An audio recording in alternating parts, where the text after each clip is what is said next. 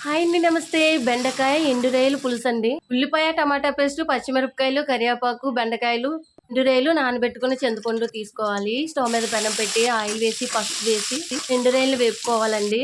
లేపిన తర్వాత తీసి పచ్చిమిర్చి వేసుకొని అలాగే కరివేపాకు వేసుకొని చక్కగా వేయించుకోవాలి.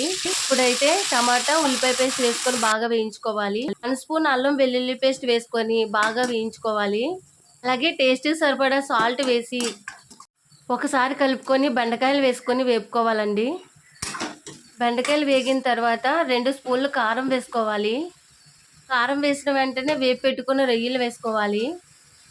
వీటన్నిటిని ఒకసారి కలిపి బాగా వేపిన తర్వాత పులుపు వేసుకోవాలండి 2 గ్లాసులు. తర్వాత మూత పెట్టి బాగా ఉడకనివ్వాలి. ఇలా మరుగుతున్నప్పుడు 1 స్పూన్ ధనియా పౌడర్, 1 స్పూన్ జీరా పౌడర్ వేసుకొని బాగా ఉడకనివ్వాలి. బెండకాయలన్నీ బాగా ఉడికిన తర్వాత ఆయిల్ పైకి తేలిన తర్వాత అన్నంలో కలుపుకొని తింటే చాలా బాగుంటుంది.